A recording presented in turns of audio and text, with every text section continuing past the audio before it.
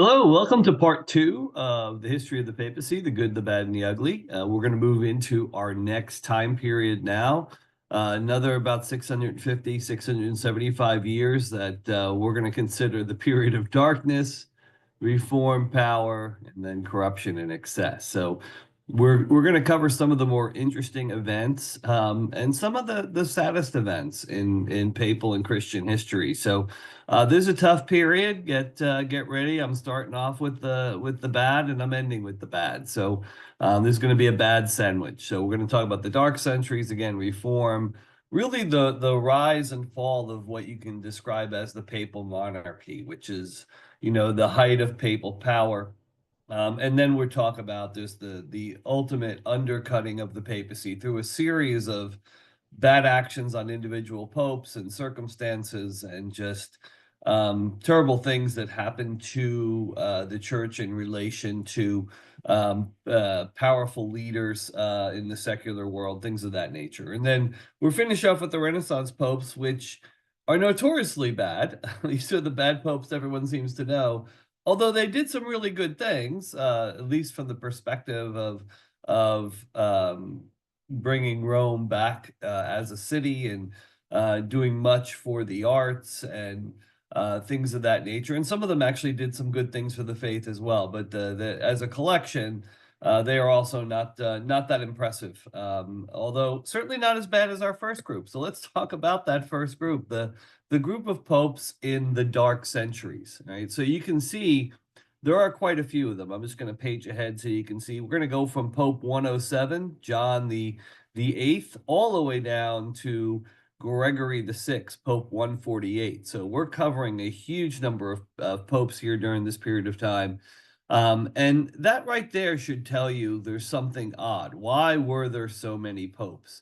And I also want to point out that if you look at this list, I've highlighted the only pope that we can consider a saint today. That's Pope number 109, Saint Hadrian. So if you recall, in earlier lists like this, what we would see is either all saints or mostly saints.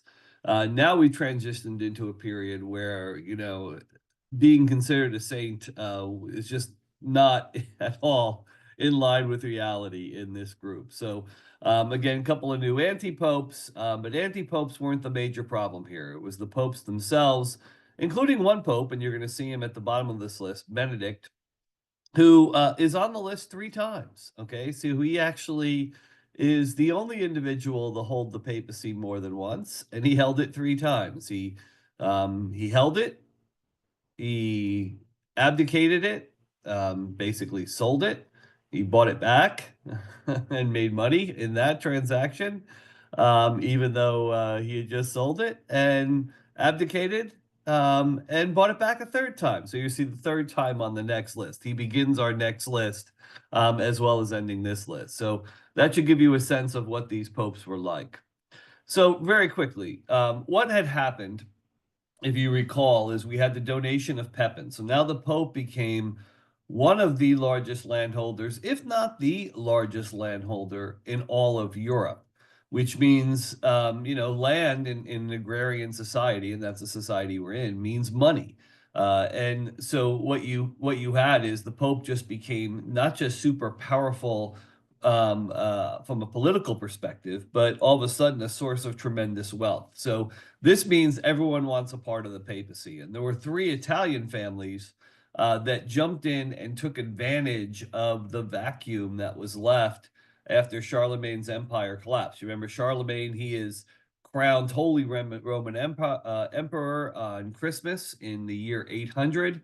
But after he dies, his empire is split up amongst his sons, and they are no Charlemagne's, and they bicker amongst each other and are just poor at what they do.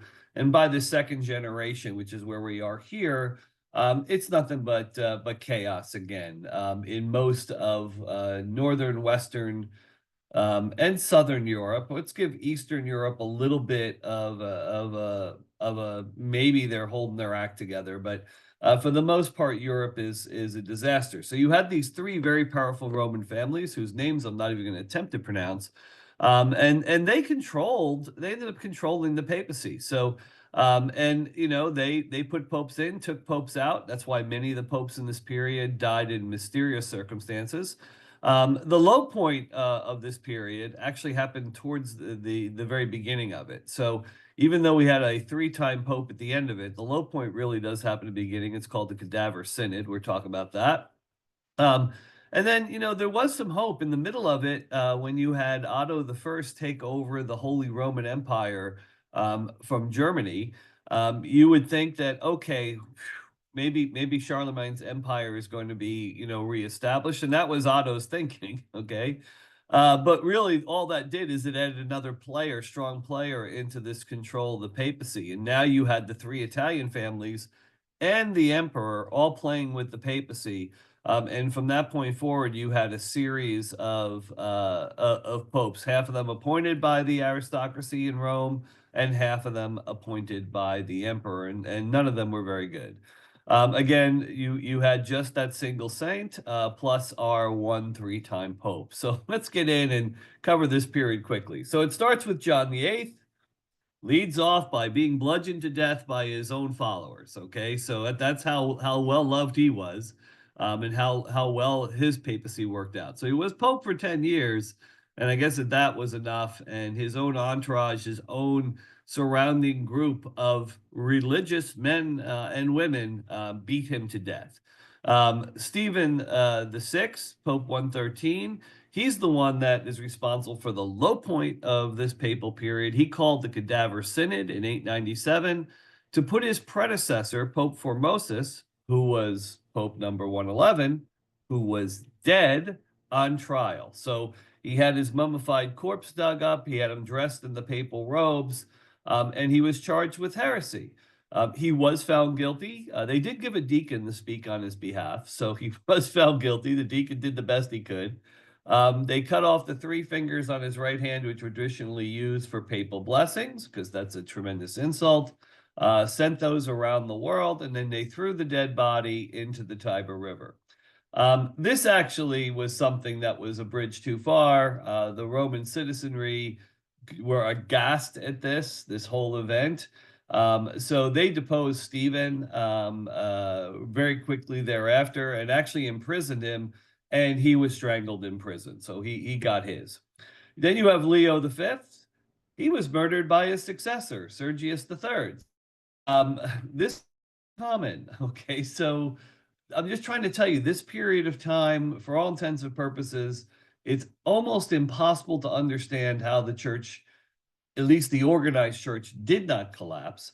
It's also almost impossible to understand how any of these crazy popes, not a single one of them made a declaration on faith and morals that was, in conflict with our faith. So if any popes were going to do it, these were the guys. These were the guys that really had no incentive to do otherwise other than look out for their own self-interest. And there would have been declarations that they could have easily made to enhance their self-interest, yet they did not do this. We get to John X. He ends up getting suffocated by the very family that puts him in power. So members of that family said he is not good. So he spent 14 years as a pope, which, again, no insignificant amount of time there. But eventually they said he had to go, and he refused to go on his own. So they made sure he would go. And this was the first of the three Italian families. I'm not even going to try that name, okay? But it is important to know that this family was dominated by Marozia, or try her name, the family matron. She had not only was responsible for getting John X in and then having him killed, she got his successor in the chair of Peter, as well as that successor. So she had three popes in a row that were really her responsibility: John X, Leo VI, and Stephen VII. And she was related in a way to the papacy in another way, in that she was actually the mistress of Pope Sergius III, who was number 119, and Leo V, who was number 118. So she had been sleeping with two earlier popes, and then put three popes in a row on the chair of Peter. And it was with Leo V, whom she actually had a son who became the fourth pope she put on the chair, her very own son, John the 11th, number 125. So again, just not much good happening here. Stephen the Eighth, killed and mutilated. No one knows by who. So this is one of those oddities. They found his body several days after he was killed, in the papal apartments. And no one knew who did it or what happened. Had it not been for the smell, they may not have found him for weeks because people really didn't care all that much. So John the 12th comes in later. His actual name is Octavian. He was actually the son of the Roman ruler. So you got to remember that Italy, for the longest period of time, matter of fact, up until the late 1800s, was not a country. It was a collection of city-states ruled by kings. So Rome, Venice, Naples, Milan, I think you get to Florence. So the Roman king had a son, Octavian, who became the Roman king's name was Alberic, in case you're interested, became the Pope at age 18, took the name John. He had a mid-level run at the papacy, but died young. He died in bed of a stroke at the age of 27. He was found in bed with a married woman. Okay, so again, not another shining example of the papacy. Leo the Eighth to Gregory the Sixth. So now I'm just jumping through a huge period of popes. This is number 131 to number 148. So this takes us to the end of that period. Most of the popes in this period, okay, 18 popes, most of them were murdered or imprisoned, forced to flee because, the emperor or the Roman aristocracy, whoever did not appoint them, wanted them out and sent armies to get them out. And just, it was a disaster. They were puppets at best, um, mostly put in position because they could be manipulated, and mostly took the position because they wanted to enjoy the power and money and lifestyle that comes with the papacy during this period of time, which is not the type of papacy we want. Then, of course, that gets us to Benedict, our friend who ends this period. Some will say he was deposed, others will say he resigned. Most agree that there was financial transactions involved, and what he was actually doing was selling the papacy for profit, and sold it twice, bought it back 3 times, made a tidy sum. So the one pope that was elected more than once, and he's clearly the pope that probably made the most money off the papacy. So that ends this wonderful period, and I really have not much else to say, but I do want to point out something. So very often, um, we are very harsh judges of our own history, and then also very often, after that history has passed, we tend to glorify that history. So we tend to go from one extreme to the other. We tend to judge those in our own period very harshly, and then we tend to, once that period has passed or they have passed, we tend to have a much higher view of them. That did not happen with this period of the papacy that we just covered. That was bad going in and bad coming out, and still bad 1,000 years later. So, but I do want to highlight that, when you see that, and understand, how that happened, I want you to now then think of the last few popes that you can think of in our present time and compare them to that group. And I think you will find that ours compare quite favorably. So anyway, we come out of this terrible period, and obviously we need some reform.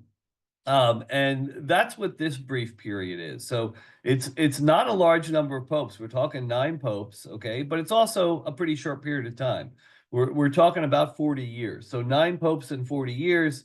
You can do the math, okay. So it's a little, 4+ years per pope. So these aren't long papacies.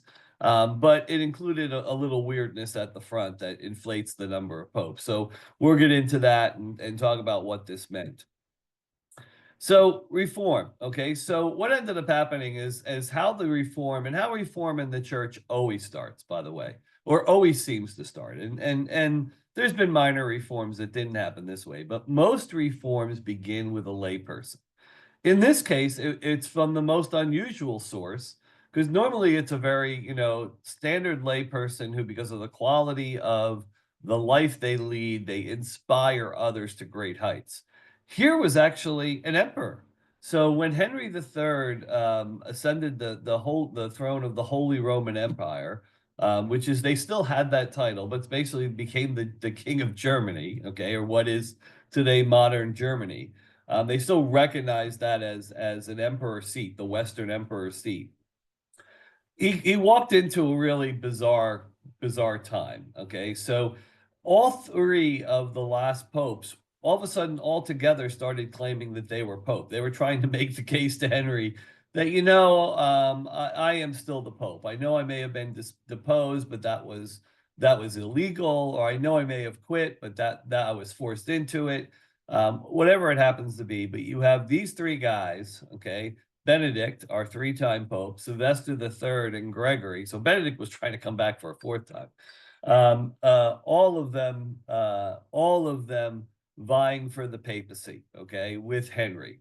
And Henry was a very pious man, a very religious man. And while he looked at these three guys and said, well, Gregory at least is deeply religious, once he found out that Gregory had bribed people to help get him to the papacy, Henry said, nope, I can't have any of these guys. He deposes all three, and he starts appointing what he knows to be pious Germans into the papacy to correct the ills of the church.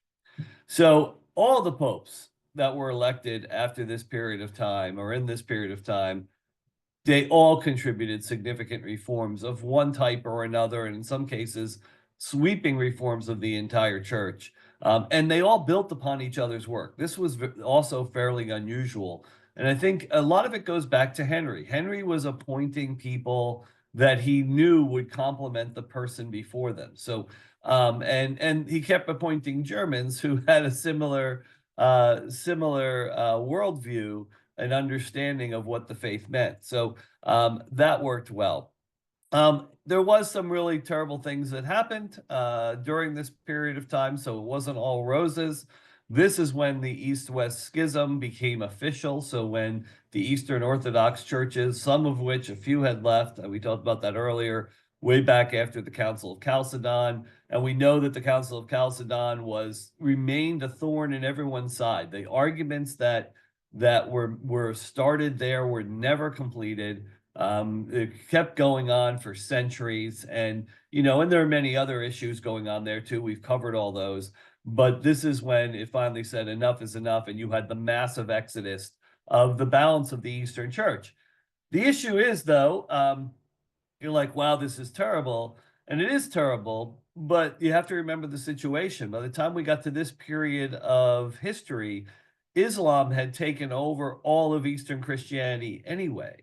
So when you're talking about the Eastern churches, what you're talking about is Constantinople and some small pockets of surviving churches in various Islamic countries. So you're talking about a small amount of people, so a large number of churches, and a large amount of what was the original heart of Christianity, but a relatively small number of people remained in those Eastern churches simply because Islam had almost dominated the entire world, as we now know, but retained their domination in the East, and they were not going anywhere anytime soon. So huge, big deal, but not as impactful as you may think.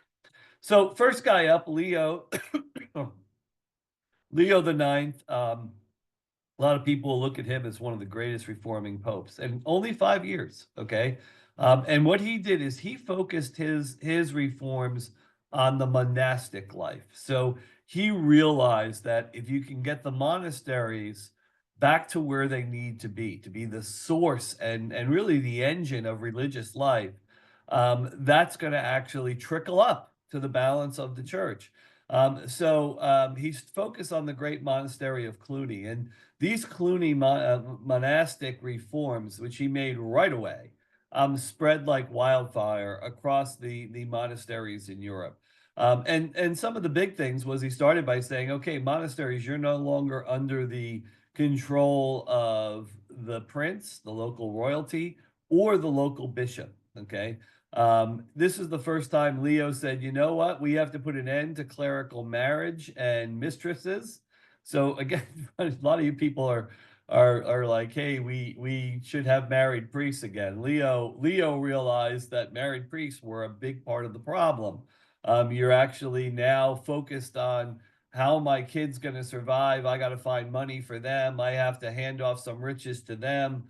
And that was part of the problem, leading at the lowest levels and trickling up again, to some of the financial and moral corruption. So he started pushing back and discouraging marriage, and certainly started pushing back on having mistresses. He traveled everywhere. So he was a pope that got on a horse and rode around. Okay. He wanted to have a personal influence, and he didn't just roam around Italy or even Rome. He roamed around the world. So he went places, and taught people and talked about what it meant to lead his church. Okay. And fought people. He was not afraid to lead the papal army into battle against those that were problematic. And at one point, this caused a problem. So he was fighting against the Normans in the south of Italy, and he was captured and held.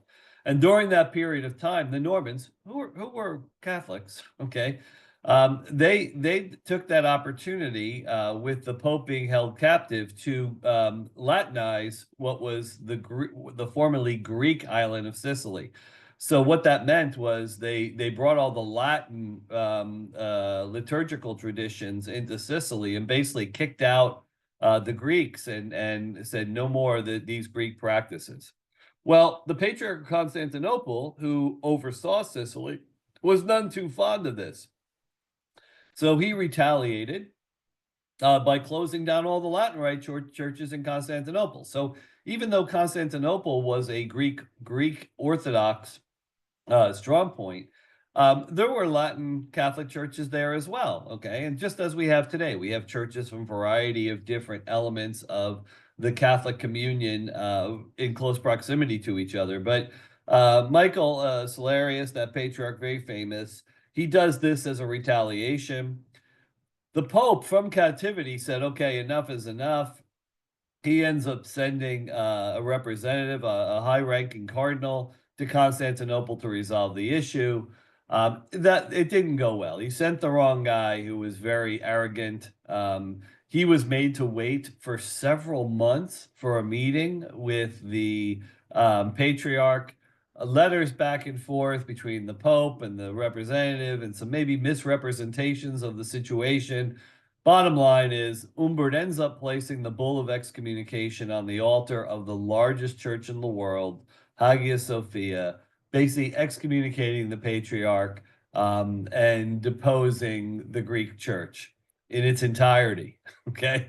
The patriarch responds by excommunicating the Pope and the Latin church in its entirety, and the schism is on. Okay. So this was the straw that broke the camel's back. All of the Eastern churches in mass, after having been excommunicated, just decide, you know what, we're done. Okay. We are our own Catholic Church, and we have apostolic succession.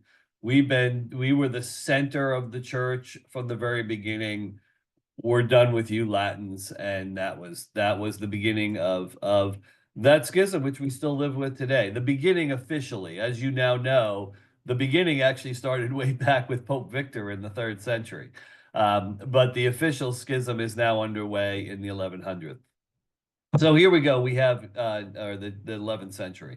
We now have a few popes to talk about. So Nicholas, he actually made a very important change, changing papal elections. So this was important. Okay, you want to get good popes, you got to make sure you're starting from a good body of selectable popes. So he said from now on, popes have to be one of the 7 cardinal bishops. All right, so from the College of Cardinals, with the assent of cardinal priests and deacons. So back then you had cardinal bishops, cardinal priests, cardinal deacons, total of 54, which is about a third of the size of our College of Cardinals today. But most of them were priests and deacons. Back then, just a few bishops. So he's saying very narrowly, it's going to be this core group. Nicholas took it a step further from his predecessor, said, hey, from now on, marriage is illegal. And he did a very interesting thing, because just by making marriage illegal wasn't going to solve the problem. Wrote a bull and had it circulate around the world that actually told the faithful to boycott priests and parishes if those priests were known to have mistresses, concubines. This was unbelievably effective, because without parishioners coming to celebrate Mass with you, there was no income. So now priests had to decide which they liked better, eating or sleeping with a woman. Okay, so they chose the eating. All right, Gregory the Seventh.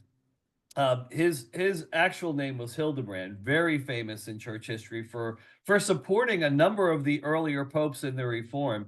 He would have actually been elected when Nicholas was elected, except Hildebrand was out of the country working for the Pope, driving reform outside of Italy. So he just wasn't present. Because he wasn't present, they did not elect him. When he returned and Nicholas II died, he was elected by acclamation, which, by the way, was violating the new election procedures. But they loved him so much, they said, forget it. We're just going to make you the Pope. We're not even going to do this cardinal thing. The cardinals did confirm it. So they at least tried to address this whole issue of the new papal election process. He did confirm it. He is very famous for issuing Dictatus Papae, which was a document in 1075, which had 27 major reforms that needed to be pushed by the church. So this was a decree saying we will do these 27 things. Number 12 on the list was very controversial, because it stated that moving forward, okay, popes will exercise their ability, going way back to the two powers theory. Remember that from very early on in the first section? Popes can depose emperors and absolve their subjects from their allegiance to them. This is important. So again, one of the constants we've seen here is that battle between secular and papal authority. Who is in control?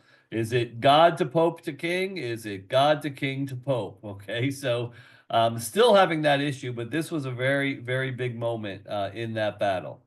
We have Gregory the Seventh.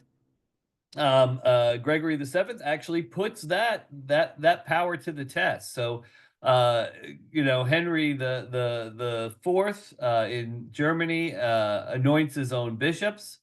Pope does not like that. Okay, so he's excommunicated, and the German subjects are released from supporting him, which means they don't have to pay taxes.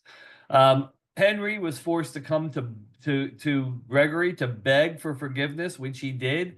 He walked there from Germany over the German Alps in the snow, and stood outside the Castle Canossa where the Pope was staying, and begged for forgiveness.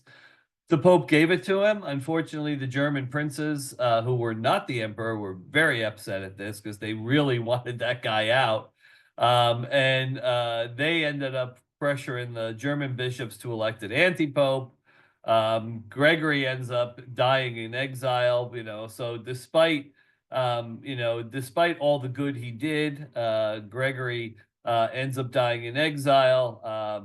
Again, he was an energetic reformer, certainly, and a powerful reformer, and not afraid of anyone. So don't let his exile dampen his greatness at the end of his life. Now that brings us right into a period. So think about this. We end up with Gregory deposing an emperor, okay, or not deposing an emperor, but really releasing his subjects from his authority, basically exercising that God to Pope to King hierarchy, and establishing it firmly by actually putting it into real life action. So this was a big deal. And then that brings us into another period of time where now papal monarchy, papal power is really going to become important. And you're going to see the peak of papal power in this period. And then you're also going to see a very rapid and sadly ending decline to papal power as we enter the 14th century. Again, large number of popes here. So we're going from 158, okay, all the way to 193. Okay, remember, there's only 266. So we're hitting quite a bit here. So let's talk about this. So Rome again. The church continues to grow through all these periods. By the way, the church continues to grow. A little sip of coffee here. And Rome is really clearly now the management center of the church, and the machinery that has grown around that to handle the workload of what is just an enormous enterprise. It's everywhere. It means there's a lot of people with a lot of power. Okay.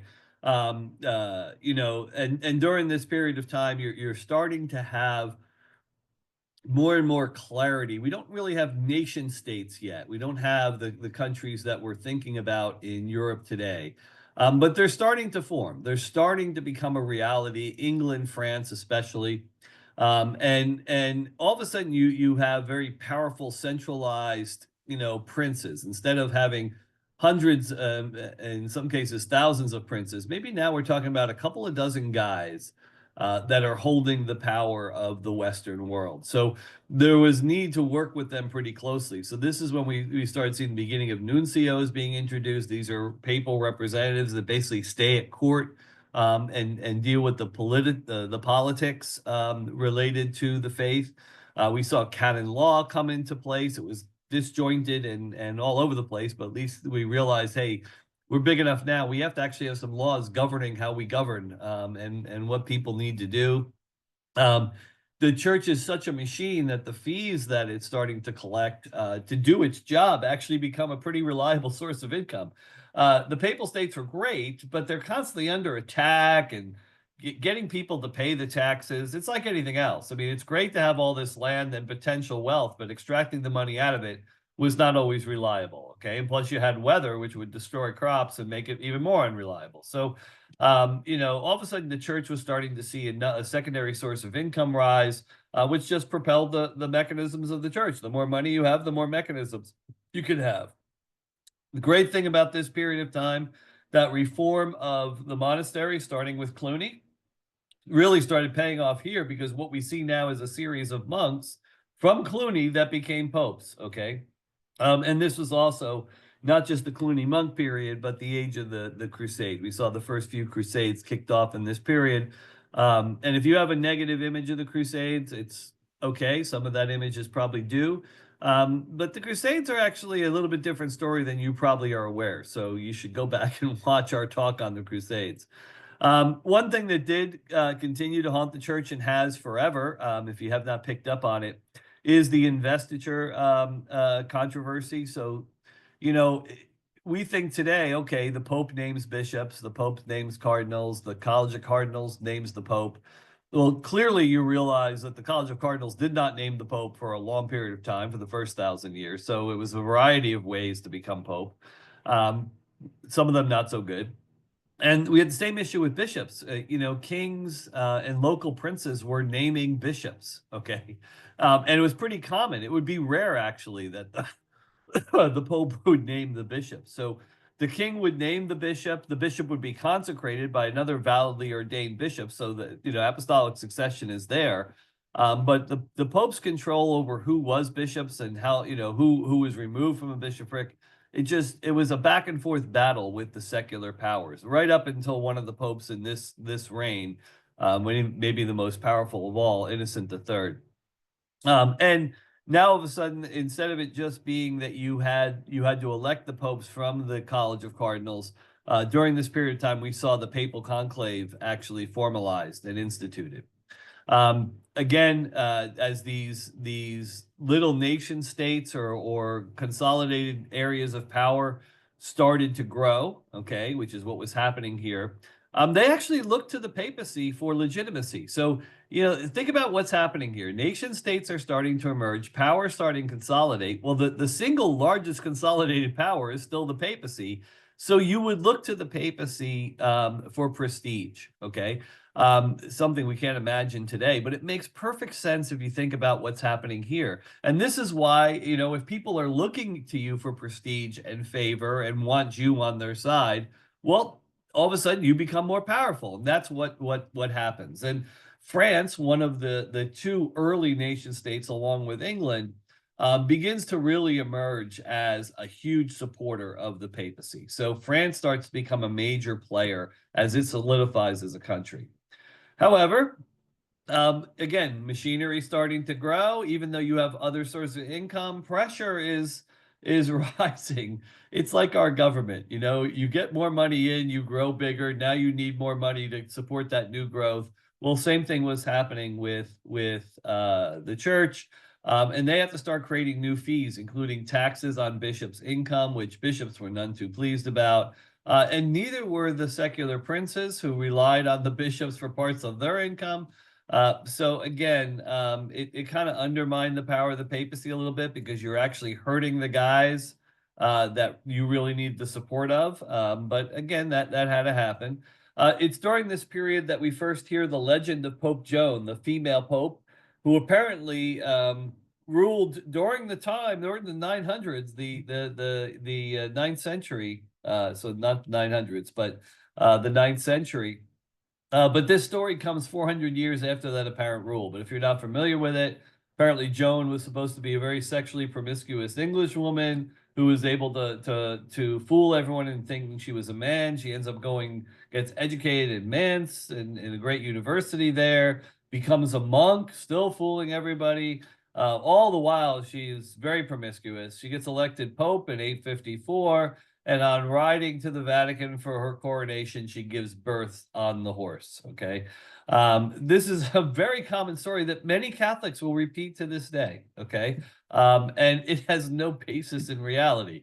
We know that Leo the Fourth was Pope number 103, was actually Pope at that time. Okay. So we know who the Pope was. This is not some sort of bizarre information. And strangely enough, it was a Protestant historian, David Blondel, who actually, wrote the definitive paper on this and definitive historical account or analysis of this, and pointed out this is a total fabrication. It was a fabrication made by people in the 13th century who were growing more and more dissatisfied with the papacy. So you remember, this period of time, we're going to see the rise of papal monarchy picking up after that period of reform. We're also going to see a tremendous fall. So as the downslide started happening, this legend emerged.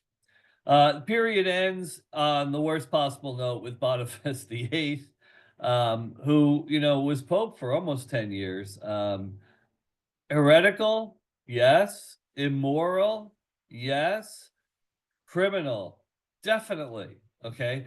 This was one of the worst popes ever. So Innocent III, who was the peak of this period, and then Boniface VIII, who was the low point, they could not be more different. So again, Urban II, he kicks us off. Very powerful, okay, very strong leader. He's the one who calls the First Crusade. And because there aren't really nation states yet, people didn't have allegiance to their country. They had allegiance to their faith. So the Pope comes out, and the Pope is, people are now loving the popes. Okay. They always loved the popes. Even when they were bad, they loved the popes because they didn't know how bad they were. There wasn't news like we have today. So they just thought the Pope was always good. But in this case, Urban was quite a visible Pope. He calls the First Crusade. To actually, deliver Jerusalem from Muslim control. And it's the only successful crusade. And successful, I have to put in air quotes, simply because, yeah, hundreds of thousands of people died, okay? And most of them died from starvation and sickness, okay? So this was a terrible endeavor, okay, no doubt, but successful, and it did reach its goals of liberating the Holy Land and making it so that pilgrims could once again visit the holy sites and establishing a foothold, although destined to be short-lived foothold of Christianity back in the East, in the Holy Land. It was a foothold that was surrounded by Islam on all sides, and a body of water on the last side. Okay, so Islam on 3 sides and a body of water on the 4th side. So destined to fall, but it was successful. And strangely enough, the reason that Urban did this was, yeah, he wanted to protect pilgrims. There had been a couple of terrible attacks on large pilgrim groups, one that resulted in death of 20,000 pilgrims from Europe. that was often brought up. Um, but also, he had a secondary motive because he realized that, the Eastern Church, which had left just a few decades earlier, there may be an opportunity to help bring them back. If we can help the Eastern Church, help Constantinople, and help those Christians in the East, perhaps reconciliation could be back on the table. So just so you understand, that was part of the motivation for the First Crusade. Didn't work. As a matter of fact, the Crusades ended up being something that ultimately did almost irreparable damage to East-West church relations. You're going to see that later. But at least it was an attempt. We have Callistus II. Oh, also under Urban, he made some changes where he really formalized the government of the Vatican, what is today the Vatican, but then the church itself. And this is when, that government started calling itself the Curia, okay? Callistus, he called Lateran Council 1, and really he wanted to fix the investiture crisis. And it really had gotten to be a problem under Charlemagne, who decided he knew better than the Pope, especially the popes after the first Pope. He loved the first Pope he had to deal with, all the other guys he didn't. So he basically said, you know what? It went from God to Pope to King, but once I became the Emperor, it went from God to Emperor to Pope. And so Charlemagne really kind of was the instigator, and everyone else just followed his lead with investiture. But Callistus tried to fix that, and he came up with sort of a compromise solution. So bishops would swear fealty to the kings for temporal issues, because remember, bishops were large landholders and sources of armies for local princes, so they had to be loyal to the local prince. So that was a given. But only the Pope could give the bishop's ring and crozier, the staff. The emperor could be there when a bishop was elected and could resolve a disputed election, but the emperor couldn't decide on his own who was or was not a bishop. So that was a pretty big attempt to put a damper on investiture. We get to Innocent II, okay, and he thinks investiture is technically fixed, so he calls Lateran II to address another problem. And it was really to reaffirm the validity of the sacraments and the necessity of them, which is something that has had to happen over time. People get so used to something. What do they say? Familiarity breeds contempt. So he just reaffirmed the sacramental nature of many of our sacraments. And then he made a declaration that holds to this day, that holy orders is an impediment to marriage, which means if you're a priest, you can't get married. Okay, if you're a deacon, you can't get married. By the way, that's the rule today. It's not that you can't get married and then become a priest or a deacon. Okay, it's that you can't become a priest or a deacon and then get married. So you can be married and choose to move into holy orders, but you can't get holy orders as an unmarried person or a widower, and then choose to get married. That is now no longer allowed. Okay, so that is a rule that has been throughout the church since that time. We have Hadrian IV. He's our only English pope. Had to have one. Okay, and I think we see a picture of him on the next slide. Looks very English. You see it. But we had all those German popes during the Reform, and we seemed to have no Italian popes all of a sudden. The people of Rome were like, enough is enough. It's time to get back to Italian, if not Roman Pope. So they were hostile. Okay, when Hadrian got there, he was caught between the people of Rome and now the Normans, the Lombards, and the Germans all fighting each other at the same time, which meant none of them had any time to help him. France was engaged in its initial wars with England, so the French, who were the papal ally, really were distracted. Plus, the Pope was English, so they didn't have a lot of incentive to help him either, which did show something. All of a sudden, you started to realize that everyone was, wanted to be friends with the Pope because he's the guy. And what happened with Hadrian actually showed those princes and kings that, well, maybe he's not the guy. Because without our support, he really doesn't have much power. He may have a lot of land. He may have a big, giant organization, a huge army. but he doesn't have a lot of power. So all of a sudden, we get a fairly significant crack. There's Hadrian. Alexander III, he comes back, with crushing fire. A very big reforming pope, really focused on clerical corruption. Okay, so they're trying to address it with the marriage and concubine rules, but he's going in and saying, no, okay, we got to do more than that. We got to educate these guys. We got to make sure nepotism isn't being handed on here, that in order to be a priest, that at least you're trained. So he calls the Third Lateran Council, excuse me. One of the big things it did there beyond addressing the priestly issues was regulating papal elections to put in today's standards. So now not only do you have to be a cardinal to be elected, that was the first step. Then we had the idea of the rest of the cardinals approving it.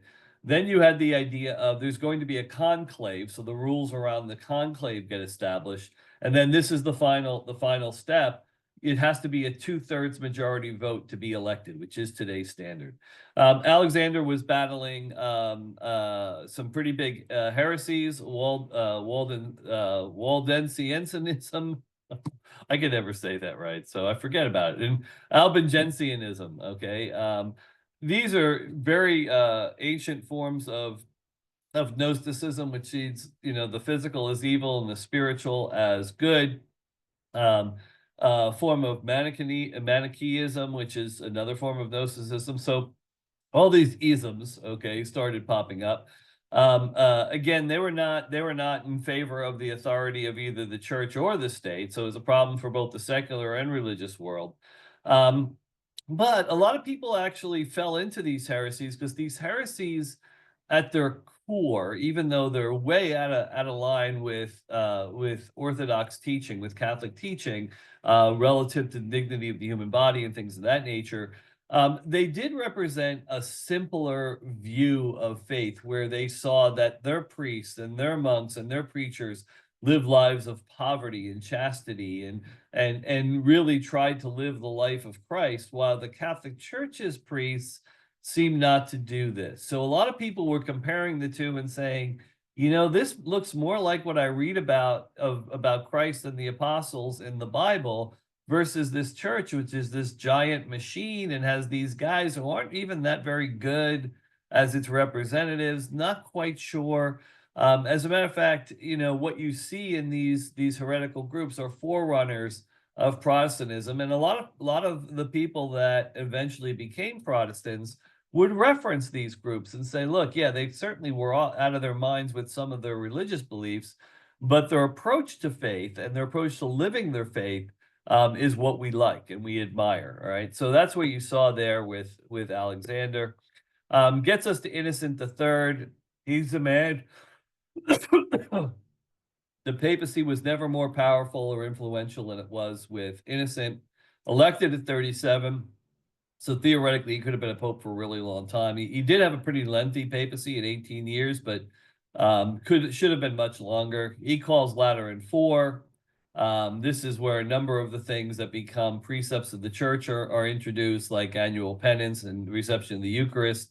This is where the first time where the term transubstantiation is introduced. Okay, so we struggle with that today. Well, just so you know, for the first 1,200 years, it didn't even exist as a term. The idea existed from day one, but it wasn't until this period of time when all of a sudden we have some language that we can actually point to. So imagine trying to explain the real presence and what was happening, and you didn't have the words. So you start to see that, Innocents fighting the Albigensians, very important. Innocent approved both the Dominican and the Franciscan orders during this period of time. And this is hugely important for the church, okay? To fight these heresies. Remember, the Dominicans were basically the enemies of the Albigensians. So they went out as poor preachers to counterbalance the poor preachers of the Albigensians, and did a great job, by the way. What you end up having is these very, very, strict mendicant orders emerging, showing that, yes, we do have that image of Christ in the apostles, and here you are. Again, Innocent really accelerated that with the Dominicans and the Franciscans. Obviously, we owe a great debt to Dominic and to Francis, who started those orders. but Innocent who recognized what they could do and really uplifted them and approved them and made them what they are today. Very much focused on Catholic orthodoxy. So again, that's why he had sucked the or put the Dominicans onto the Albigensians. Unfortunately for Innocent, he did preside over the Fourth Crusade. He called it. And like I mentioned earlier, this actually did unbelievable damage to East-West relations because this is the crusade where the Christian army arrived at the city of Constantinople for resupply, which is what you would do on crusade. You'd get resupplied at Constantinople before crossing over the sea to attempt to take the Holy Land. And once they saw the riches of Constantinople, rather than crossing over the sea, they just sacked Constantinople and took all their art and valuables and money and destroyed large swaths of the city, and then came back to Europe and never having even gotten to the Holy Land. So this was a disaster, and to this day, it's a sore point with Orthodox in the East who will often point to this as another example of why the West can't be trusted. So even though this happened 800 years ago, 820 years ago now, it is still probably one of those things that are going to be most difficult to overcome. Then we get Celestine V. He was the first pope to resign. I just like to mention him only because people always, they know that Benedict resigned, but they knew there was another pope. Who was it? It was Celestine. He was put in, he was a saintly monk. Let's get another monk. These monks are doing great. But he was very old when he was elected, and he had never really lived outside the cloister. So the papacy was a huge mistake, and he realized it. He says, "I'm not suited for this. I want to go back to the cloister." So he resigned after 6 months, which brought in this guy, who again, terrible. He did some things. He kept the reforms going. Founded university in Rome. He codified canon law. This is good. He reestablished the Vatican Archive and Library, which had fallen into different states of disrepair. He declared the first Jubilee. This is huge. We're having a Jubilee this year. Well, this is the guy who created the whole concept, okay? So that's awesome, all right? But he also was a nepotist, so all of his relatives had very lucrative roles in the government of the church and the machinery there. He waged a very visible and loud war against his family's rivals in Italy, the Colonna. As a matter of fact, you could get an indulgence by joining the army that fought against the Colonnas.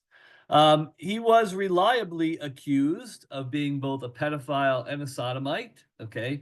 Very reliably accused by many, many people.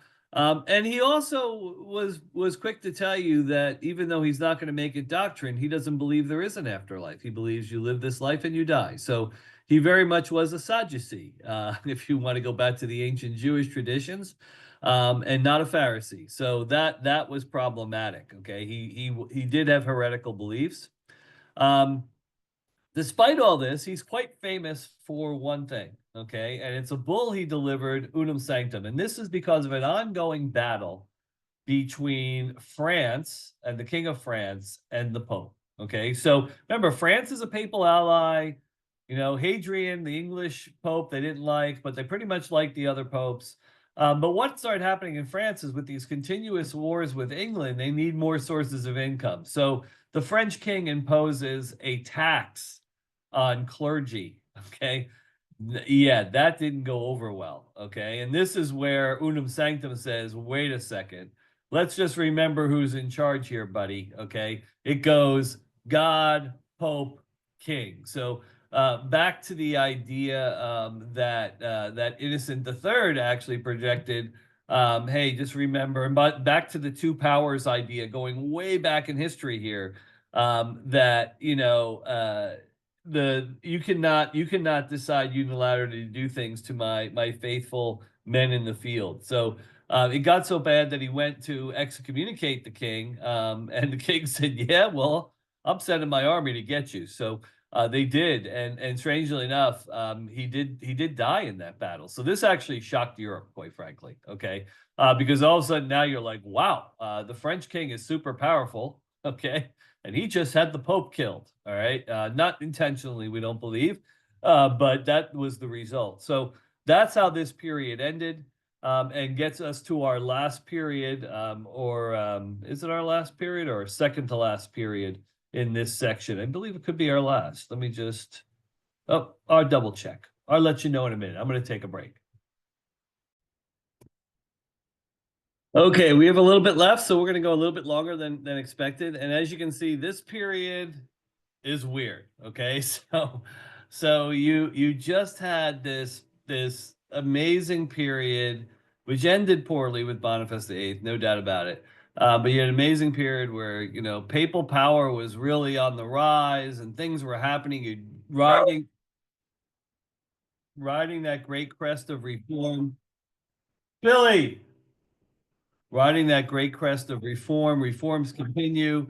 And then you have a couple of blips. You have Hadrian in there. You have Boniface in there. It ends terribly with Boniface, with the French king essentially leading to Boniface's death. And now you get into what will be the total collapse of all papal prestige, because of two major events, all political, okay, that occur in this period between the beginning of the 14th and the middle of the 15th centuries. So I'll explain all this red and blue and green, but basically you can see a lot of anti-popes here, a lot of not good things here. Let's just get right into it. So electing Boniface as successor was challenging on a number of fronts. Okay, one, his death was a surprise. And because of the circumstances of his death, it left many of the cardinals with a very bad taste in their mouth, and rightly so for the French. And then you had other people who were more politically motivated, were saying, well, it's clear the French king is the dominant political authority in the world at the moment, or secular authority. Maybe we ought to find someone that can handle the French king. Maybe that should be our criteria, is finding someone that can actually deal with this guy. All right. So you can understand this discussion going back and forth. All right. They end up electing a French archbishop, all right, and Clement V, all right, who serves for 9 years. And he wasn't actually in the conclave at the time, so he was in France. So he ended up getting crowned as or coronated and crowned as the Pope, by the French king in France, because that's where he was. And he ended up staying in France for several years, trying to work out some sort of peace between France and England, these two nation states which were at near continuous war. So he's in France, he gets coronated, he stays in France to deal with the war. Meanwhile, there's chaos back in Italy. You got to remember all these little city states fighting each other all the time. And the Pope just decides, you know what? I'm going to start my papacy here in France. And it actually wasn't France at the time. So he moves into the papal palace in Avignon. Avignon, which is in France today, at the time was part of the Papal States from that donation of Pippin. So in 1309, he sets up shop in Avignon, not thinking this was going to be a long-term thing. He just really wanted things to stabilize in Italy. But he never leaves. So he stays there for his entire papacy, so 1305 to 1314. The next six popes are all French, strangely enough, and they all decide to stay in Avignon. So what you're starting to see here is some pretty significant influence of the French king, who likes the idea of having the Pope so close. Because even though Avignon was not technically France, in reality, it was. Okay, so you now have the papacy being controlled by the French king.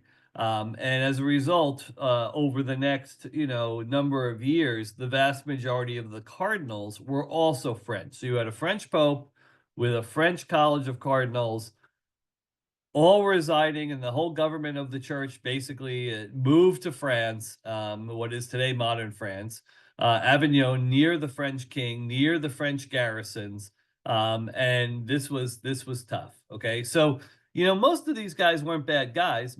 Most of them were pretty efficient. Okay, and they were open and sought reform, and they sought good financial management of the church, and they actually were fairly successful. And for the most part, they were just under control of of the French king until Gregory returns the papacy to Rome at the request of, you're going to see a little bit, of a very famous saint. Unfortunately, he dies shortly thereafter. An Italian mob demands an Italian pope who's going to keep the papacy in Rome. So the cardinals do indeed cave into the pressure of this mob that surrounded the conclave and elected an Italian. We'll talk more about him later. They really didn't like the guy they elected, because as soon as the election was done, all the cardinals fled, left Rome, went back to Avignon. Okay, remember, they had a whole secondary government structure set up there. And they elected another pope, an anti-pope, Clement VII. So now you have the cardinals in Avignon with this anti-pope. You have the rightly elected pope in Rome with no cardinals. Well, that pope simply names a whole new set of cardinals. Now we have two popes, two colleges of cardinals, two church governments, both appointing bishops, both, trying to collect fees and being in charge at the same time. It was chaos. Okay. It was chaos. And, saintly people picked different popes. So, no one really knew for a while here who was the right pope. What should we be doing? Okay. Ordinations were questioned, sacraments are questioned. It wasn't until the Council of Constance, the 16th Council, that was called to resolve this after 36 years. Okay, so you had 70 years of the papacy being held captive in France. It's called the Babylonian captivity of the papacy. And then you had almost another 40 years of multiple popes. Okay, so after 100 years of this craziness, the world's view of the papacy and of the church in general was not very high. Okay, it's like, look, these guys can't get out of their own way, is basically the look. And by the way, I think, not unjustified. Okay. So it starts with Clement. He he wasn't the immediate successor to Boniface. Benedict the 11th came first, but Benedict died quickly, so he didn't have a long papacy. He died within a year. Clement comes in, and he is elected again. He was not even at the conclave. Okay, so he was in France when he was elected, never left. Starts his papacy in France, crowned in lions, moves to Avignon. I reviewed that earlier. Guy wasn't bad. He was a good administrator. He was committed to the missionary work of the church. He did a great job of strongly linking the papacy and government of the church to the major universities. However, he was also under the thumb of the king, and you can see that in that he called the Council of Vienne. So this is the 15th Council, where the king had the king who desired some money because he's still fighting these wars with England.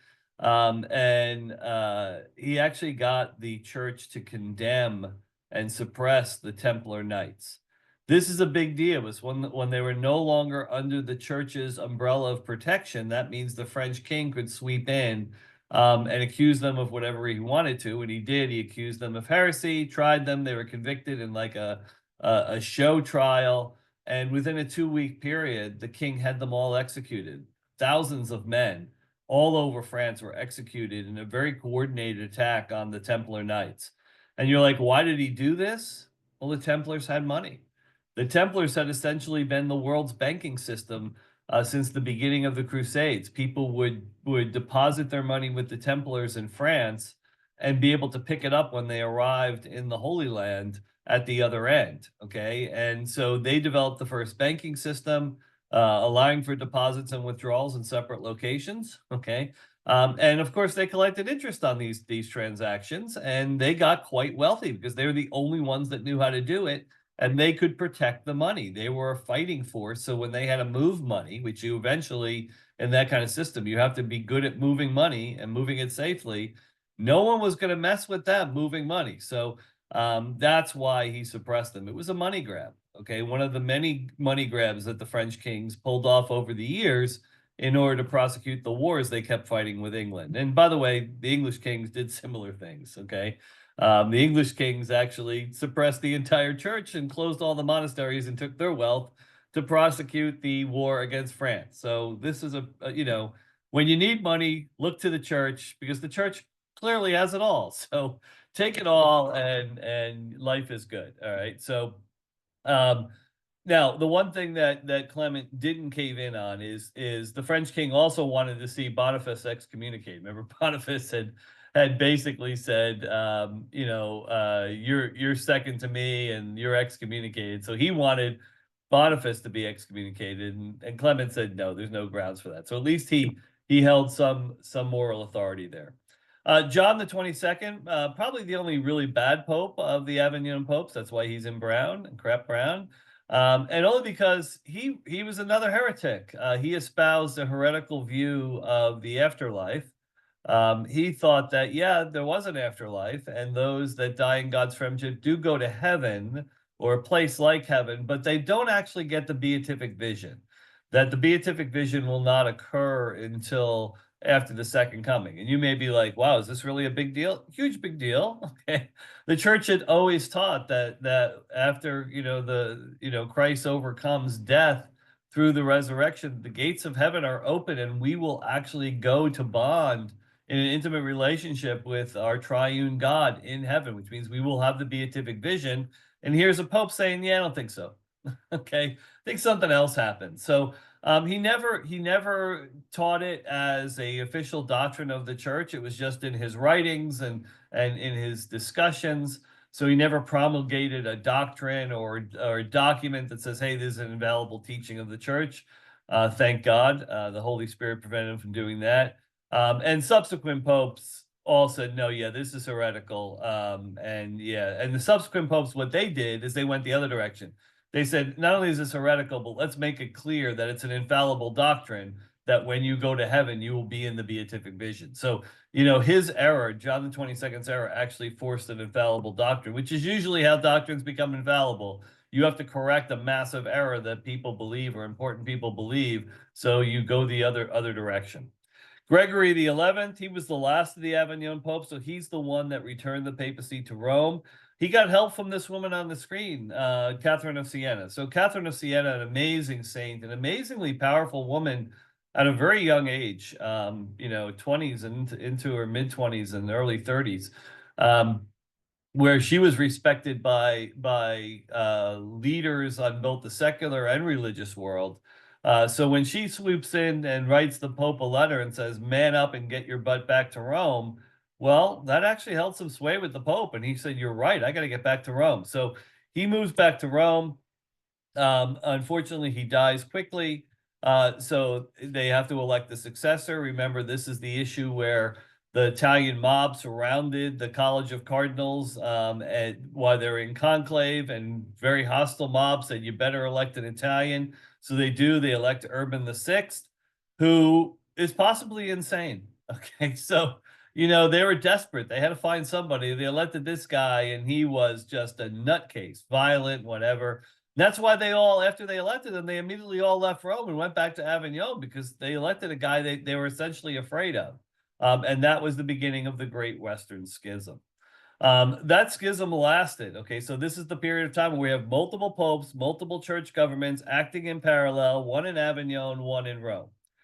We get to Gregory the 12th. Okay, there was a council called in Pisa, 1409. Theoretically deposing Gregory and the anti-pope in Avignon, Benedict the 13th, okay, which of course neither one of these guys accepted. So this wasn't a council called by the popes, it was called by bishops. But they did elect another pope, Pope Alexander V, okay, who died, and then John the 23rd. He was the first John the 23rd, but he's an anti-pope. So now you have Gregory the 12th, who's the validly elected pope along the valid line.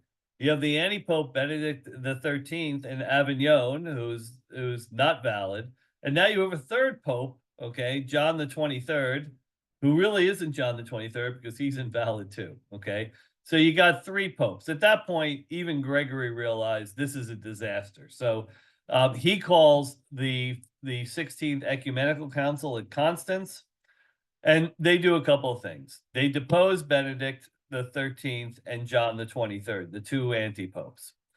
Gregory graciously and finally is allowed to abdicate. So he decides it's best for the world and the church and the faith if I step down. They elect Martin V, okay? And they also made some decrees. So now we're left with one pope.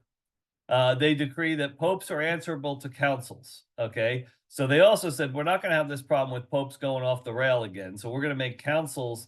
This is was part of what is known as the conciliar movement. We're going to make councils the power base in the church. We're going to set a regular schedule for councils. They're going to have a council every 5 years, okay? And I think at the beginning it might have been like, the first one will be in 7 or 10 years, then in 7, then in 5, and 5 every 5 years after that. They also took this opportunity to highlight and condemn the teachings of John Wycliffe, who, a century, not a century, say half a century earlier, had basically espoused all the views that Luther and Calvin espoused. Okay, so John Wycliffe over in England is basically teaching Protestantism a century and a half before Protestantism emerged. Okay, John Huss was a huge follower of him. John Huss was an Austrian, a German Austrian. He actually brought that back to Germany to an area in Germany. And started really promoting this. As a matter of fact, so much so that the Council of Constance, they called him to the council, promised that he'd be safe if he came. They just wanted to ask him some questions. Of course, when he got there, they arrested him and burned him at the stake as a heretic. So be careful if you're invited to a council and guaranteed safety is the lesson there. It's a lesson Luther learned because he ended up getting invited to a council to do the same thing that Huss did. And he said, no, thank you. Okay. Huss's followers actually went on to form the first real Protestant church 70 years before Luther even arrived on the scene. So this is the Moravians, the 1457. You now have your first Protestant church. So people look to the Protestant Reformation in the 16th century. It actually started long before that. Started in the 14th century and early 15th century with Wycliffe and then Huss, and really was formalized with the creation of the independent Moravian Church in 1457. So a little bit of Reformation history a lot of people do not know. I remember writing a paper in my studies, my master's studies on Wycliffe and Huss, and how really there was nothing original in what the reformers of the 16th century were bringing to the table. They were just regurgitating everything Wycliffe and Huss had been promoting for the century and a half before them. We get to Eugene IV. Eugene came a couple of popes later. So Martin V. So just remember that's we have Gregory, okay, from Gregory 205 to Martin 206. Martin actually managed to delay calling these agreed upon councils. So remember, at a Constance, they were going to have regular councils. Well, Martin was there, okay. He was the one who was elected to replace Gregory, right? So he saw what councils could do to popes. He was in no rush to call a council. Came up with a lot of really interesting reasons why the councils couldn't be called. So we get Eugene, and now it's decades later. So they call the Council of Basel. Okay. It's not recognized as an ecumenical council because very few people came. So this was an interesting one. It was called by the cardinals, but many of the bishops just blew it off. So Eugene actually said, we should dissolve this. There's not enough people here. But the cardinals said, no, we got to start getting these regular councils. We're going to move forward. And right away, it was clear that this council was going to be very much anti-papal. They were going to try to actually put more power in the hands of the councils. So this is sort of a power grab on behalf of the cardinals. So it continued. Eugene said, hey, I'm not supporting this. They said, we don't care. Basil actually said, you know what, Eugene, you're done. And they elected another anti-pope. So we just had finished the Western Schism, and boom, we got another anti-pope. It did stick, though. This, I forget his name. whatever his name was, it didn't stick. Eugene very angrily then calls a true ecumenical council, the Council of Florence, the 17th council, and everybody did come to this one. Okay, so bishops came; they still listened to the Pope, and there's a reason that he encouraged them to come, because he also invited all of the Eastern Orthodox. Remember, they are split from the Church. He invited the Eastern Emperor. Okay, they still considered him the Emperor, the Roman Emperor, Byzantine Emperor now. Invited him and all the leaders of the Orthodox Church, and they all came. And this council really focused on, let's hammer out what our real issues are here, theological. Forget about the sack of Constantinople. Forget about all the ego and machinations. Why are we split? And they ended up working through all of the issues. The filioque, which is a phrase that means "and the Son," so that had been inserted in the West into the Nicene Constantinopolitan Creed against, and the East wasn't necessarily, it turns out, against it. They're just like, you can't do that on your own. We have to get a council to do this. So they kind of worked through that. They worked through purgatory. There were two different views of what happens if you died in friendship with God, but not totally holy yet. And they kind of said, we're basically saying the same thing, just different ways. They talked through papal supremacy, and they said, yes, we can live with this now. But unfortunately, the reunion, was short-lived. So you have the Florence, 1438, 1443. When all the Eastern leaders got back to the East, they got a lot of pushback from their laity trying to implement this reunion. And then ultimately, when Constantinople fell to Islam without getting any help from the West, okay, so not only did we sack Constantinople in the Fourth Crusade, when they're at their direst and they need help, none of the princes of the West responded. So the church was limited with what it could do to respond. It was dependent upon the princes of the West to respond, and they really saw no need to do so. And that pretty much destroyed the reunion, because they're like, okay, forget it. We can't trust these guys again. They did at this council also declare and clarify papal supremacy, which means, yeah, no, councils do not rule over popes. Popes are the ultimate buck stops here. And that pretty much killed the conciliar movement. And over the next few years, that Basel, there were still a few guys up there in Basel, basically just kind of fell apart and drifted away.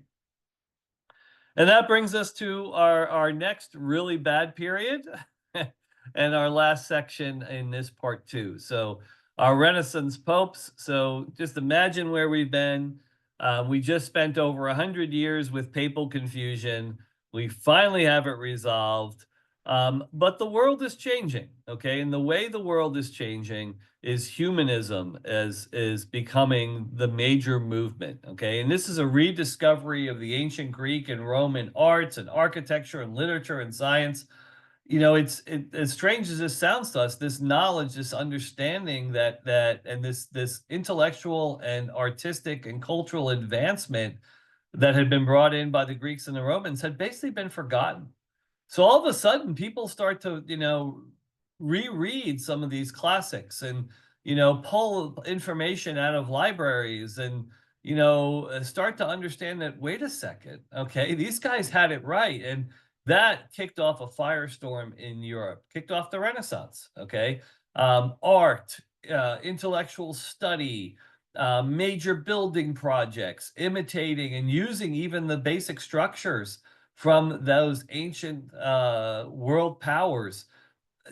Building techniques that had been forgotten are now reintroduced. Okay, so all of a sudden, Rome, which over the last 100 years, since the popes were either fighting each other or hanging out in Avignon and kind of falling apart, all of a sudden Rome is undergoing a massive rebuilding program, and the city is being beautified, and artists are flourishing and being patronized, and basically the city of Rome that we see today was created during this period. So what we see today was not there pre-Renaissance, okay? So they rebuilt it from the ground up, and you had the greatest art movement the world had ever seen on a grand scale being led really out of Rome as the center of patronage. the Renaissance popes were all in on this. They were also all in on, nepotism and promoting their family members into this giant government structure, which now seem to have a lot of money that they could spend. And you're now creating, again, going back to that really dark period we started with, these dynastic connections, and families controlling and vying for power within the, not just the papacy, but the whole church structure now. Again, these guys resistant to reform. They're like, we've done enough reform. It's time to actually move forward. And you can understand why they're resistant to reform, because they kind of like the idea of being the popes that are building and artwork and having fun and meeting people and having parties, and all these artists are hanging out with them, and it's like they got full of Hollywood. Okay, is what ended up happening. And so you have the corruption was allowed to seep back into the church. The corruption that the reformers, and the papal monarchs had fought so hard to get rid of slowly starts seeping back in. And it could have been predicted after the 100+ years of the papacy being in confusion, the door was open for corruption. And it was the Renaissance popes, that ultimately sparked the fire that became the Reformation. Wycliffe and Huss could not have done it. They tried, okay, but their timing was off. Well, this was creating the right timing for a new breed of reformers. So you start with Nicholas, the first humanist pope.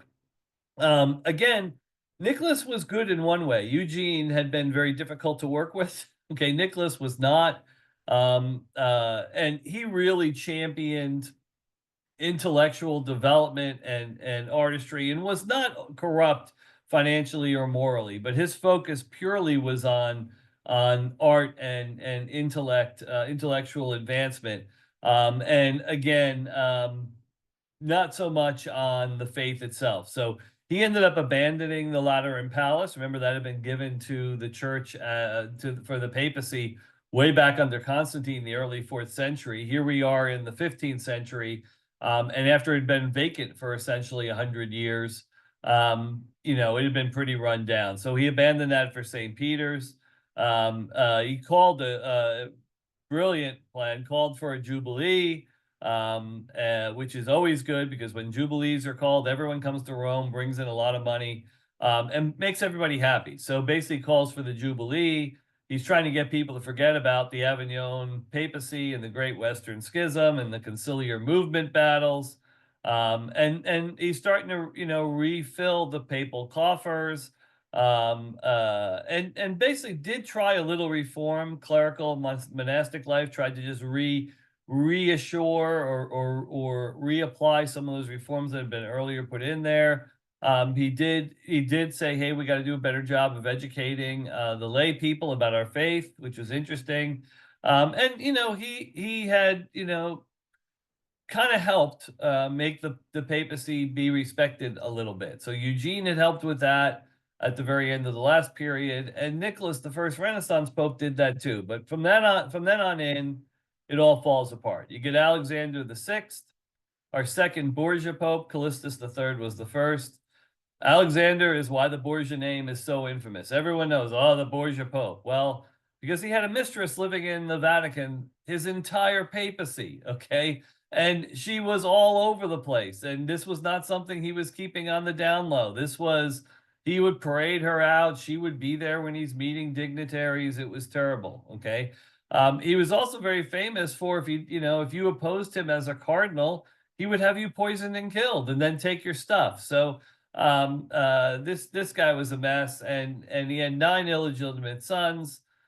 He promoted them all at church expense. So a nepotist, philanderer, certainly was not living to his vow of chastity, and a murderer. So this pretty much did some damage. You got Julius II. Julius II had 3 daughters while he was a cardinal. Gets elected as the Pope. He is a big promoter of all the major artists of history. Okay, he had his apartments, the papal apartments in the Vatican, painted by Raphael. Just talk about having that kind of guy, that guy for interior decorator. He's the one who got Michelangelo to paint the ceiling of the Sistine Chapel. So it was Sixtus, I think, the second, that got the Sistine Chapel built. It was named after him, and had the initial artwork done on the side panels promoting papal primacy. But it was Julius who got Michelangelo in there. Julius was quite the showboat. He would often don this beautiful silver armor with a white cape and go out and attack those towns that resisted his authority in the Papal States. He did call Lateran Five. He was pressured to call it, but he did succumb to the pressure and called Lateran Five, the 18th Ecumenical Council. Theoretically, they were going to try to bring reform movement back, but they really didn't. They addressed some theological issues around the teachings of around the soul, the difference between the soul and the spirit. They did reaffirm some prior teachings, specifically around indulgences, okay, which didn't go well. But they failed to really think about reform and trying to reestablish reforms that had been created a couple of centuries earlier. So this council was sort of a dud, and it was really the last chance to head off the Protestant Reformation. And that's really why it was a dud, because people saw what was happening. People saw that, hey, there's some anger brewing. We ought to do something, and really it became the Do Nothing Council. Leo the Tenth, he's the first of the Medici popes, so quite a life with him. So the other ones are Clement the Seventh, who I see I got a typo. Need to fix that. Hold on. So you had the four Medici popes, Leo the Tenth, Clement the Seventh, Pius the Fourth, Leo the 11th. So Leo the Tenth, he became a priest at age 7, cardinal at age 13. So this will give you a sense of what was happening during the Renaissance period. When he was elected pope, he was also the king of Florence. Remember, again, Italy is nothing but a bunch of little city-states ruled by kings. So he was both the pope and the king of Florence. He's the one who issued the indulgence to help fund the building of St. Peter's that got Martin Luther crazy. So this is where he put this guy, Bishop Tetzel, in charge of going out to Germany and preaching on this indulgence. And Bishop Tetzel was very famous for his phrase, which often takes this form and several others, but place your penny in the drum and the pearly gates open and in strolls your mum. So, basically saying you can pay for your mom to get out of purgatory.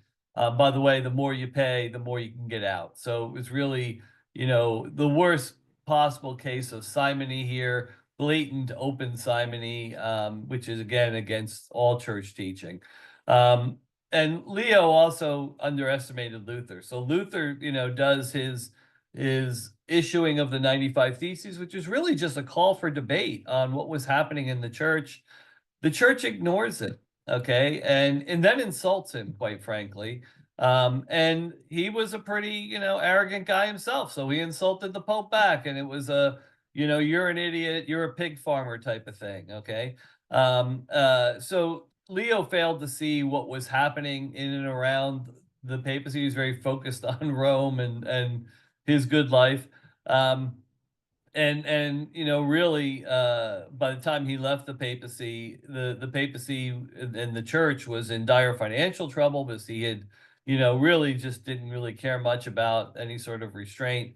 In order to actually try to fund and keep his funding going, by the time he left, there were actually over 2,000 sellable offices. So offices that the church could sell. So I'm selling you a job. Not a job that had to be done, but I'm selling you a job. You pay me for this job, and then you can have this job forever.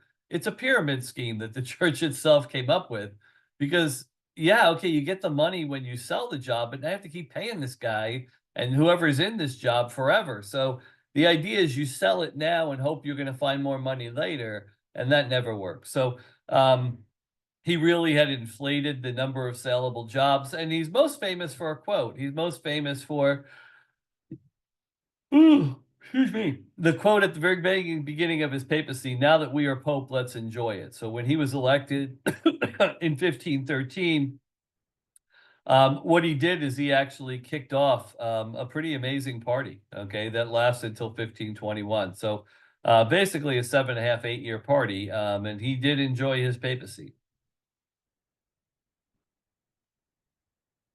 And that gets us to Clement VII. Hardworking, no sexual scandal, that was good, and kind of pious, okay, but he was the wrong guy. So he had been like the number two in command for a couple of different popes, holding things together, and people really respected that. He was doing everything he could to hold things together, but he wasn't a leader. Okay, so they elected him because he was a good guy. He also underestimated the Reformation impact. He definitely couldn't navigate the tensions between these now many emerging nation states. So it's no longer just France and England. All of a sudden, it's Spain and Germany, and it's getting out of control. Um, Ultimately, he presided over the sack of Rome in 1527.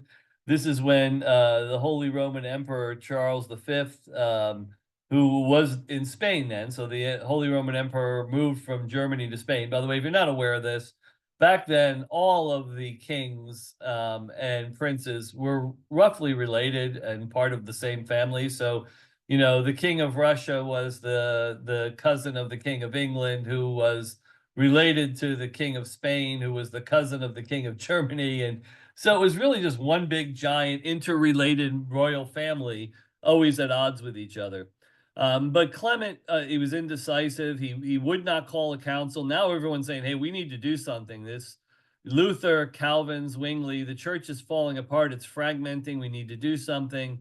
It was obvious to everyone a council was needed. Clement kept holding off.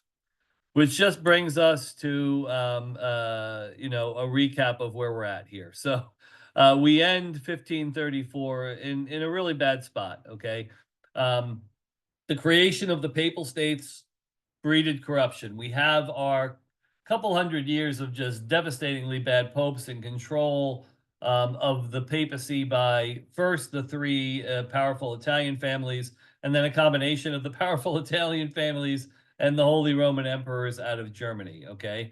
However, the reform comes in, they bring the papacy to new heights. Princes in power are consolidating. People start looking to the papacy for prestige and support.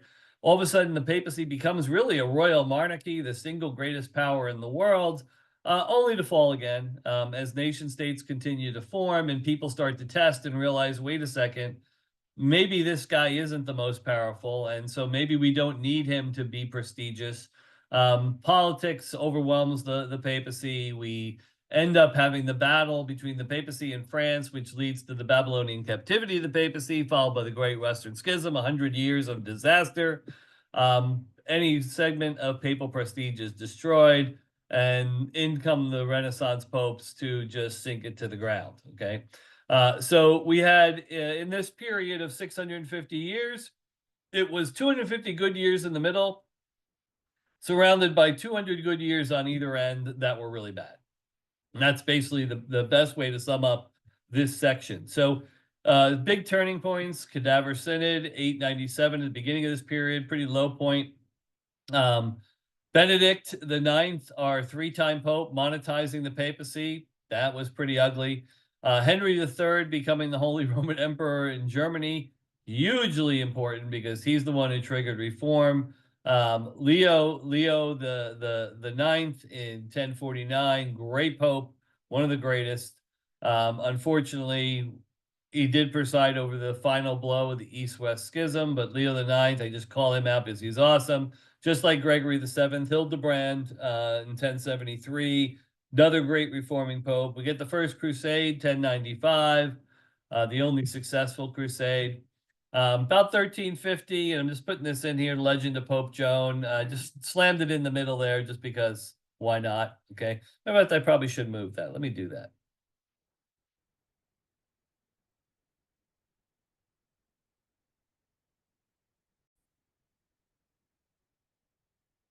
All right, so I fixed my Pope Joan problem. I put her in the right time period. So we had the Fourth Crusade, which is also a really low point. Christians sacking the largest Christian city in the East. But then we had a couple more high points. We had the Franciscans and Dominicans. Okay, that was under Innocent III.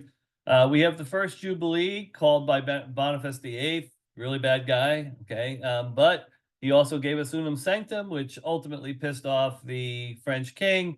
Led to the Babylonian captivity, which began in 1305, led to ultimately the suppression and destruction of the Templars. So you can see, what the popes are doing starts to go downhill, which helped fuel the legend of Pope Joan in the middle of the century as people started getting a little bit disgusted with the popes.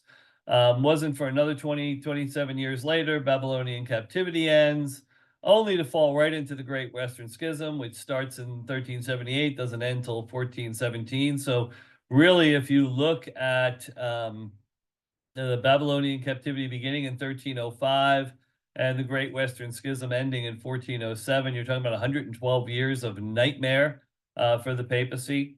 The Council of Florence knocks out the conciliar movement, does have a brief or fosters an East-West reunion, which is beautiful. Remember, if you go back, the Fourth Crusade, one of the motivators there was a potential East-West reunion.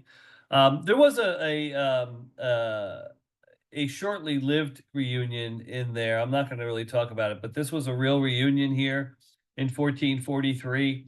Unfortunately, totally undermined by what the the East and the West had done, and the failure of the West to come to Constantinople's aid in 1453, which then it falls to Islamic control, and today is now known as Istanbul.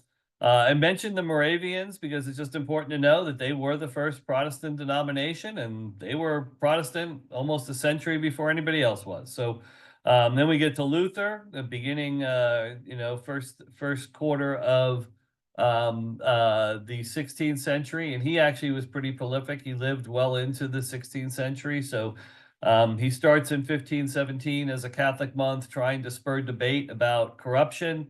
And ends his life at towards the latter part of the 16th century as anti-Catholic, espousing just insane views on Catholic theology and Christian theology. And then we have our great low point of Rome being sacked by the Holy Roman Emperor, part of a larger war, so it wasn't the intention, but it happened. Really shocked everybody and shocked the world, quite frankly, that here we are in what was considered at that point a very modern age, and Rome falls to an emperor that theoretically supports it. So not a good period of time.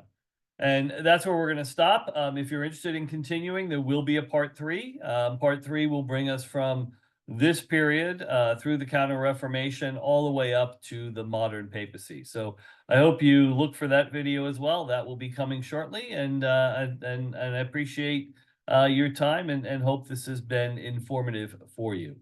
Take care now.